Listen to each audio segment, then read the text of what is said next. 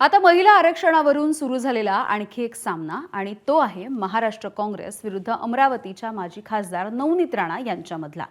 खरं तर आधीच परतवाड्यामधल्या अयान अहमदवरून भाजपच्या नेत्या नवनीत राणा यांनी लव्ह जिहादचे वेगवेगळे आरोप केले होते आणि याचमुळे वादाला तोंड फुटलं होतं. यामध्ये संसदेमध्ये महिला आरक्षणासाठीचे विधेयक काँग्रेसमुळेच नामंजूर झालं असा एक आरोप करत भाजपनं देशभरामध्ये आंदोलनं देखील सुरू केली आहेत. या सगळ्याचाच एक भाग म्हणून नवनीत राणा यांनी थेट प्रियंका गांधींवरती हल्ला चढवला आणि नव्या वादाची ठिणगी पडली आहे. बघूया. 2023 सालीच महिलांना देण्यात आलेल्या राजकीय आरक्षणासाठी आणलेलं घटना दुरुस्ती विधेयक नामंजूर झालं आणि भाजपनं देशात आंदोलन सुरू केलं. काँग्रेस आणि विरोधक कसे महिला आरक्षणाविरोधात आहे हे पटवून देण्यासाठी देशव्यापी आंदोलनही झालं.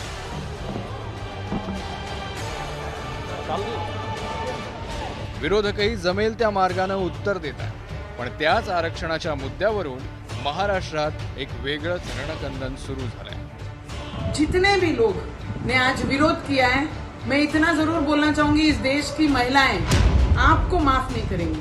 नवनीत राणा ही एक पोचलेली जातीय विष पेरण्यासाठी हे एक विषबुल्ली आहे असं मी मानतो. काही लोक मगरीचे आसू गाळत आहेत. त्याचं झालं असं की भाजपनं देशभरात काँग्रेसचे झेंडे जाळत आंदोलन केलं. अमरावतीत माजी खासदार आणि भाजप नेत्या नवनीत राणांना महिला आरक्षणासाठीचं विधेयक नामंजूर झाल्यानं अश्रू अनावर झाले. जहां पर पूरी देश की महिलाओं को होप्स थी कि हम बराबरी में पुरुष के बैठेंगे और बराबरी में इस देश के अधिकारों के लिए लड़ेंगे और उसमें हमारा योगदान रहेगा, पर ऑपोजिशन के कई लोग जितने भी थे, कांग्रेस हो, अखिलेश हो, तमिलनाडु से स्टैलिन हो, जितने भी लोग ने आज विरोध किया है, मैं इतना जरूर बोलना चाहूंगी, इस देश की महिलाएं आपको माफ नहीं करेंगी.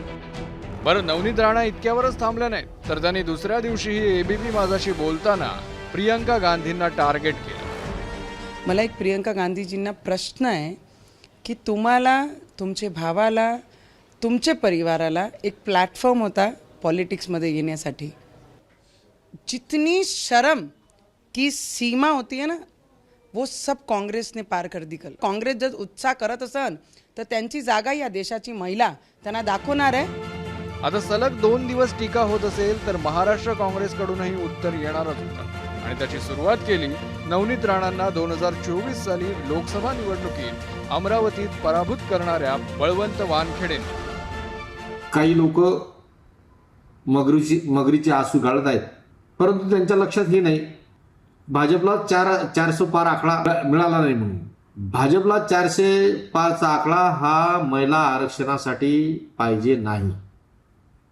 साध्या बहुमताने ते पास होते, परंतु भाजप सरकारला या देशाची घटना, भारतीय राज्यघटना बदलवायची आहे आणि इतर उपद्व्याप करायचे आहे, म्हणून हा 400 पार आकडा त्यांना पाहिजे होता.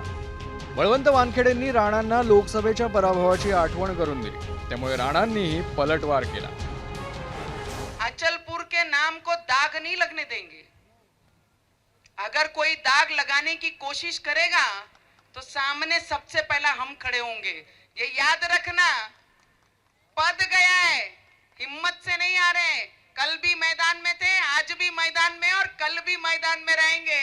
तो सामने वालों ने याद रखना, पद से हार सकते हैं पर उम्मीद और ताकत उतनी कल भी थी और आज भी है. आजी माजी खासदारांमध्ये सुरू झालेल्या राजकीय सामन्यात आज विजय वडेट्टीवारांनी उडी घेतली. नवनीत राणा ही एक पोचलेली जातीय विष पेरण्यासाठी हे एक विषबुल्ली आहे असं मी मानतो.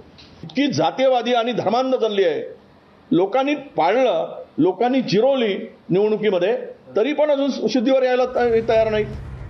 गोष्ट सुरू झाली महिला आरक्षणावरून, मात्र ती पोहोचली धार्मिक आरोपांपर्यंत. आता वडेट्टीवारांनी केलेल्या प्रहारांवर राणांनीही उत्तर दिले. हे सगळे चिल्लर लोक आहे आणि चिल्लर माणसांवर बोलायची मला काही गरज नाही आहे. पर एक मी सांगू शकते की काँग्रेसनी हिरवे विषारी साप पोसून ठेवलेल्या म्हणून एवढे वडवड करतात.